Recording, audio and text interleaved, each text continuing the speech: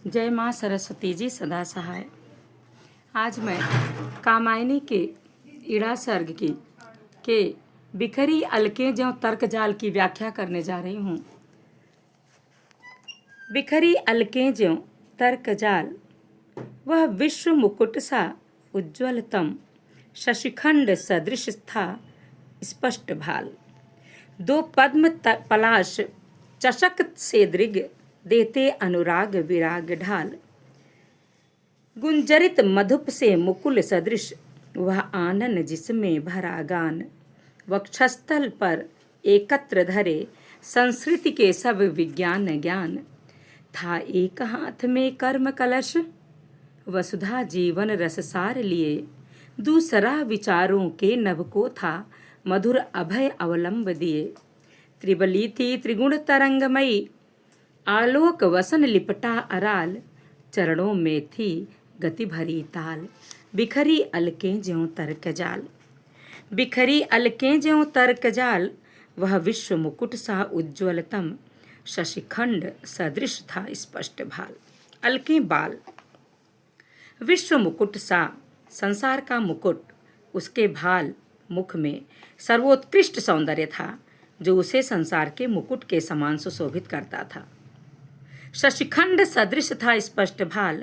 शशिखंड अपूर्ण कला, अपूर्व कला वाला चंद्रमा। स्पष्ट भाल, दो पद्म पलाश चषक से दृग, देते अनुराग विराग ढाल। सदृश समान, पद्म पलाश कमल पत्र, चषक प्याला, अनुराग प्रेम, विराग उपेक्षा, गुंजरित मधुप भंवरों की गुंजार से युक्त, मुकुट सदृश कली के समान, आनंद सुख, वक्षस्थल छाती, संस्कृति संसार, कर्म कलश कर्म का घड़ा, वसुधा धरती, नभ आकाश, अभय अभय करने वाला विशेषण विपर्यय, अवलंब सहारा, त्रिबली पेट पर पड़ने वाली तीन रेखाएं, त्रिगुण तरंगमयी प्रकृति के तीन गुणों की तरंगों के समान, आलोक वसन प्रकाश का वस्त्र, उज्ज्वल वस्त्र, अराल मतलब तिरछा। बिखरी अलकें ज्यों तर्क जाल, उस सुंदरी के उस बाला के केश तर्कजाल के समान बिखरे हुए थे।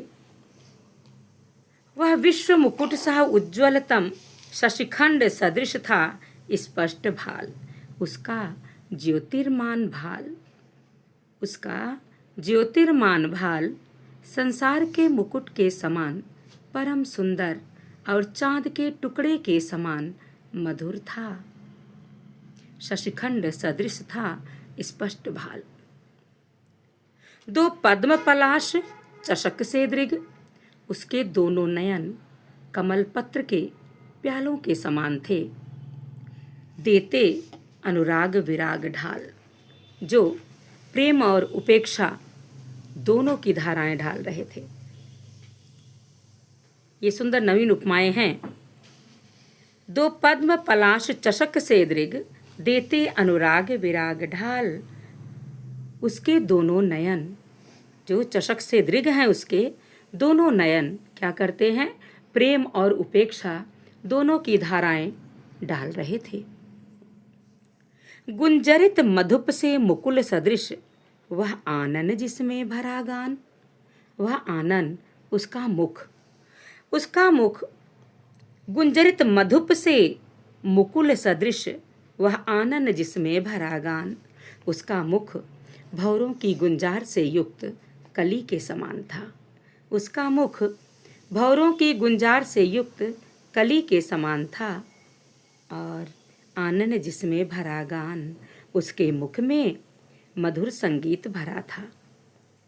वक्षस्थल पर एकत्र धरे, उसके उन्नत वक्षस्थल पर को देख करके ऐसे लग रहा था मानो संस्कृति के सब विज्ञान ज्ञान। उसके वक्षस्थल पर मानो पूरे संसार का ज्ञान और विज्ञान संचित है, एकत्र है। था एक हाथ में कर्म कलश, वसुधा जीवन रस सार लिए। उसके एक हाथ में कर्म का कलश था, जिसमें विश्व की जीवनी शक्ति का सार भरा था। जिस प्रकार कलश में जल भरा होता है, उसी प्रकार कर्म में जीवन को विकसित करने की शक्ति संचित होती है। था एक हाथ में कर्म कलश, वसुधा जीवन रस सार लिए, और दूसरा विचारों के नभ को था मधुर अभय अवलंब दिए। एक हाथ में कर्म का कलश था, जिसमें विश्व की जीवनी शक्ति का सार भरा था। जिस प्रकार कलश में जल भरा होता है, उसी प्रकार कर्म में जीवन को विकसित करने की शक्ति संचित होती है। और दूसरा हाथ विचारों के आकाश के मनोहर सहारे के समान था। दूसरा हाथ विचारों के आकाश के मनोहर सहारे के समान था। यहाँ ईड़ा का प्रतीक रूप प्रधान हो गया है। दूसरा विचारों के नभ को था मधुर अभय अवलंब दिए। फिर क्या? दूसरा हाथ विचारों के आकाश के मनोहर सहारे के समान था। यहाँ ईड़ा का प्रतीक रूप प्रधान हो गया है। बुद्धि ही मनुष्य को कर्म में प्रेरित करती है और विचारों को भी वही जन्म देती है। भाव यह है कि वास्तव में विचार आकाश के समान व्यापक प्रतीत होने वाला शून्य है। दूसरा विचारों के नभ को था मधुर अभय अवलंब दिए। आगे कहते हैं, त्रिबली थी त्रिगुण तरंगमयी, आलोक वसन लिपटा अराल। इस बाला के पेट की जो त्रिबली थी, वह प्रकृति के तीनों गुणों की तरंगों के समान थी। प्रकृति के तीनों गुणों की मानो लहरें हों, प्रकृति के तीनों गुणों की तरंगों के समान थी। आलोक वसन लिपटा अराल, उसने अपने शरीर पर उज्ज्वल वस्त्र तिरछे लपेट रखा था। उसने अपने शरीर पर उज्ज्वल वस्त्र को तिरछे लपेट रखा था और चरणों में थी गति भरी ताल। उसके चरणों में नृत्य के ताल जैसी गति थी। इस पूरे छंद में नवीन उपमाओं के साथ ही रूपकों का रम्य सार्थक प्रयोग हुआ है। ईड़ा के इस रूप वर्णन में दो बातें स्पष्ट हैं। प्रथम, वह मस्तिष्क के प्रतीक के रूप में चित्रित की गई है। द्वितीय, वह मनुष्य को संसार में प्रवृत्त करने वाली शक्ति के समान है, जो प्रकृति के गुणों में समान ही पुष्प को अपने में उलझा लेती है। श्रद्धा के रूप वर्णन से ईड़ा के इस रूप वर्णन की तुलना करने पर यह स्पष्ट हो जाएगा कि जहाँ श्रद्धा के वर्णन में कवि ने हृदय की विभूतियों का चित्रण किया है, वहाँ ईड़ा के वर्णन में मस्तिष्क का और सांसारिकता का वर्णन किया है। एक बार हम फिर सुन लेते हैं। बिखरी अलकें ज्यों तर्क जाल, उस बाला के केश तर्क जाल के समान बिखरे हुए थे। वह विश्व मुकुट सा उज्ज्वलतम, शशिखंड सदृश था स्पष्ट भाल। उसका ज्योतिर्मान भाल संसार के मुकुट के समान परम सुंदर और चांद के टुकड़े के समान मधुर था। दो पद्म पलाश चषक से दृग, उसके नेत्र कैसे थे? उसके दोनों नेत्र नयन कमल पत्र के प्यालों के समान थे। फिर क्या था उसमें? देते अनुराग विराग ढाल। उसके दोनों नयन जो कमल पत्र के प्यालों के समान थे, उनमें प्रेम और उपेक्षा दोनों की धाराएं डाल रहे थे। यहाँ सुंदर और नवीन उपमाओं का दर्शन होता है। गुंजरित मधुप से मुकुल सदृश, वह आनन जिसमें भरा गान। उसका मुख भंवरों की गुंजार से युक्त कली के समान था। उसका मुख भंवरों की गुंजार के समान से युक्त कली के समान था। उसके मुख में भरा गान, वह आनन जिसमें भरा गान। उसके मुख में मधुर संगीत भरा था। वक्षस्थल पर एकत्र धरे संस्कृति के सब विज्ञान ज्ञान। उसके उन्नत वक्षस्थल को देखकर ऐसा लगता था मानो उस पर सारे विश्व का ज्ञान और विज्ञान एकत्र है, संचित है। आगे था एक हाथ में कर्म कलश, वसुधा जीवन रस सार लिए। उसके एक हाथ में कर्म का कलश था उसके एक हाथ में कर्म का कलश था, जिसमें विश्व की जीवनी शक्ति का सार भरा था, जिसमें विश्व की जीवनी शक्ति का सार भरा था एक हाथ में कर्म कलश वसुधा जीवन रस सार लिए। जिस प्रकार कलश में जल भरा होता है, उसी प्रकार कर्म में जीवन को विकसित करने की शक्ति संचित होती है। दूसरा विचारों के नभ को था मधुर अभय अवलंब दिए। उसका दूसरा हाथ विचारों के आकाश के समान मनोहर सहारे के समान था। उसका दूसरा हाथ विचारों के आकाश के मनोहर सहारे के समान था। यहाँ इड़ा का प्रतीक रूप प्रधान हो गया है। बुद्धि ही मनुष्य को कर्म में प्रेरित करती है और विचारों को भी वही जन्म देती है। भाव यह है कि वास्तव में विचार आकाश के समान व्यापक प्रतीत होने वाला शून्य है। त्रिबली थी त्रिगुण तरंगमयी, आलोक वसन लिपटा अराल, चरणों में थी गति भरी ताल। त्रिबली थी त्रिगुण तरंगमयी।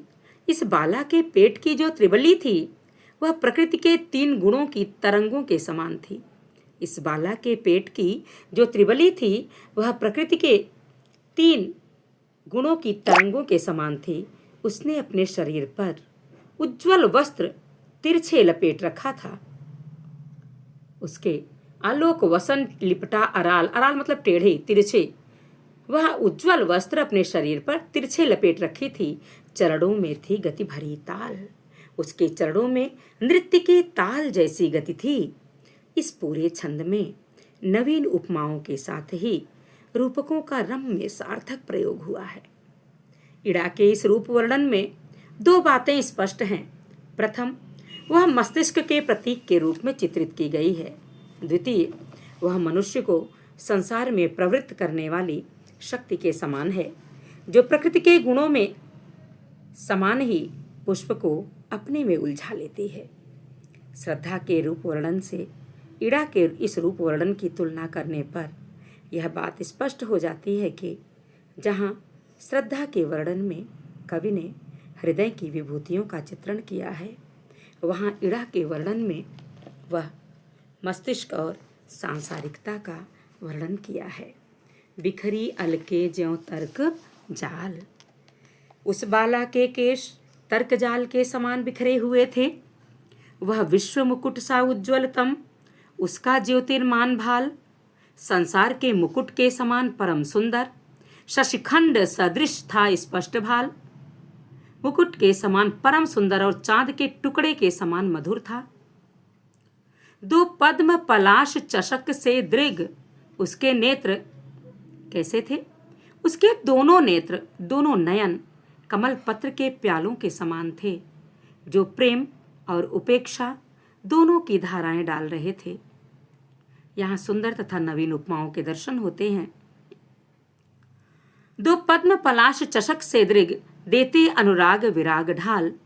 उसके दोनों नयन जो कमल पत्र के प्यालों के समान थे, जो प्रेम और उपेक्षा दोनों की धाराएं ढाल रहे थे।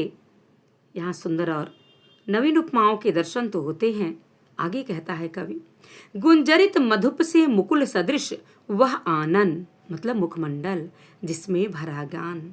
उसका मुख गुंजरित मधुप से, उसका मुख भौरों की गुंजार से युक्त मुकुल सदृश कली के समान था। उसका मुख भौरों की गुंजार से युक्त कली के समान था। आनंद जिसमें भरा गान, और उसके मुख में मधुर संगीत भरा था। वक्षस्थल पर एकत्र धरे संस्कृति के सब विज्ञान ज्ञान। उसके वक्षस्थल पर को देख करके ऐसा लग रहा था मानो उस पर संसार के सारे ज्ञान और विज्ञान एकत्र कर दिए गए हों, वहीं रख दिए गए हों। आगे कहता है कवि, था एक हाथ में कर्म कलश। उस सुंदरी के एक हाथ में कर्म का कलश था, जिसमें विश्व की जीवनी शक्ति का सार भरा था। जिस प्रकार कलश में जल भरा होता है, उसी प्रकार कर्म में जीवन को विकसित करने की शक्ति संचित होती है। उसका दूसरा हाथ दूसरा विचारों के नभ को था मधुर अभय अवलंब दिए। उसका दूसरा हाथ जो था वह विचारों के आकाश के मनोहर सहारे के समान था। यहाँ इड़ा का प्रतीक रूप प्रधान हो गया है। दूसरा विचारों के नभ को था मधुर अभय अवलंब दिए, वह सहारा दिए हुए है। कैसा सहारा? मधुर सहारा दिए हुए है। दूसरा हाथ विचारों के आकाश के मनोहर सहारे के समान था। यहाँ इड़ा का प्रतीक रूप प्रधान हो गया है। बुद्धि ही मनुष्य को कर्म में प्रेरित करती है और विचारों को भी वही जन्म देती है। भाव यह है कि वास्तव में विचार आकाश के समान व्यापक प्रतीत होने वाला शून्य है। विचार आकाश के समान व्यापक प्रतीत होने वाला शून्य है। आगे कहता है कवि, त्रिबली थी त्रिगुण तरंगमयी, इस बाला के पेट की जो त्रिबली थी वह त्रिबली थी त्रिगुण तरंगमयी, जो पेट की त्रिबली थी वह प्रकृति के 3 गुणों की तरंगों के समान थी। आगे उसने क्या किया था? आलोक वसन लिपटा अराल, अराल तिरछा, लिपटा लपेटे हुए थी आलोक वसन शुभ्र उज्ज्वल वस्त्र। उसने अपने शरीर पर शुभ्र उज्ज्वल वस्त्र तिरछे लपेट रखा था। उसने अपने शरीर पर शुभ्र उज्ज्वल वस्त्र तिरछे लपेट रखा था। आगे है, चरणों में थी गति भरी ताल, उसके चरणों में नृत्य के ताल जैसी गति थी। इस पूरे छंद में नवीन उपमाओं के साथ ही रूपकों का रम्य सार्थक प्रयोग हुआ है। इड़ा के इस रूप वर्णन में 2 बातें स्पष्ट हैं। प्रथम, वह मस्तिष्क के प्रतीक के रूप में चित्रित की गई है। द्वितीय, वह मनुष्य को संसार में प्रवृत्त करने वाली शक्ति के समान है, जो प्रकृति के गुणों में समान ही पुष्प को अपने में उलझा लेती है। कहा जाता है कि श्री कृष्ण की तीनों शक्तियां जो हैं, तीनों माया हैं, त्रिगुणात्मिका माया, वो तीनों संसार को नचाती रहती हैं, अपने में मोहे रहती हैं। चरणों में थी गति भरी ताल, तो ऐसे ही उस त्रिगुणात्मिका शक्ति का वर्णन करके कवि इड़ा का चित्रण करता है कि इड़ा के रूप वर्णन में 2 बातें हैं स्पष्ट। पहला, वह मस्तिष्क के रूप में चित्रित की गई है। दूसरा, वह मनुष्य को संसार में प्रवृत्त करने वाली शक्ति के समान है, जो प्रकृति के गुणों में समान ही पुष्प को अपने में उलझा लेती है। श्रद्धा के रूप वर्णन में जब हम डूबते हैं और इड़ा के इस रूप वर्णन का चित्रण करते हैं, दोनों को पढ़ने के बाद एक बात स्पष्ट होती है कि जहाँ श्रद्धा के वर्णन में कवि ने हृदय की विभूतियों का चित्रण किया है, वहाँ इड़ा के वर्णन में मस्तिष्क का और सांसारिकता का वर्णन किया है। श्रद्धा को इसलिए ऊपर रखते हैं क्योंकि मनुष्य की संवेदनाएं सूख रही हैं, समाप्त हो रही हैं। उन्हीं संवेदनाओं को बचाने की चिंता है प्रसाद जी को। इसीलिए प्रसाद जी, चाहे उनका नाटक हो, चाहे उनका काव्य हो, चाहे गद्य हो, वो दोनों में ऐतिहासिक नयापन लाने की कोशिश करते हैं। पौराणिक आख्यानों की सहायता से मनुष्य को मनुष्य बनाने की एक सुंदर भगीरथ प्रयत्न करते हैं, और वह प्रयत्न सरस होता है। इसीलिए इसे मानव कामायनी को मानवता का रसात्मक इतिहास कहा गया है। अगर कथानक की दृष्टि से इड़ा के साथ कुछ अन्याय हो जाता है, चाहे श्रद्धा का फटकारना हुआ, चाहे जो है कि किसी रूप में इड़ा के सौंदर्य के वर्णन में जहाँ श्रद्धा के बालों का वर्णन होता है तो बाल सुंदर दिखते हैं, उन बालों का चित्रण बहुत सुंदर तरीके से किया जाता है, और इड़ा के बालों का चित्रण उलझाव से किया जाता है, क्योंकि श्रद्धा का स्वभाव है सुलझाना और इड़ा का स्वभाव है उलझाना। तर्क से हम केवल उलझते हैं, सुलझते नहीं। तर्क करने से समस्या का समाधान नहीं होता। इसलिए कवि का केवल एक ही लक्ष्य है कि मनुष्य मशीन ना होने पाए, क्योंकि आज दुनिया के करोड़ों आदमी सह रहे हैं धूप सर्दी और नमी। जिंदगी का एक भी साधन नहीं, उम्र तपती धूप है सावन नहीं। मूलधन हिंसा गुलामी सूद है, आदमी बंदूक की बारूद है। आदमी बंदूक की बारूद ना बनने पाए, इसलिए कामायनी का इड़ा सर्ग हो, चाहे श्रद्धा सर्ग हो, चाहे चिंता सर्ग हो, चाहे आनंद सर्ग हो। मूलतः इनके जो 15 सर्ग हैं, 15 सर्ग हमें जीवन जीने की कला सिखाते हैं कि अगर हम भटक रहे हों तो अपने आप ही अपने आप के स्वयं के गुरु बन जाएं। जब स्वयं के गुरु बनेंगे तो प्रसाद जी की यह रचना सार्थक हो जाएगी, जहाँ वह कहते हैं कि बिखरी अलके ज्यों तर्क जाल, उस बाला के केश तर्क जाल के समान बिखरे हुए थे।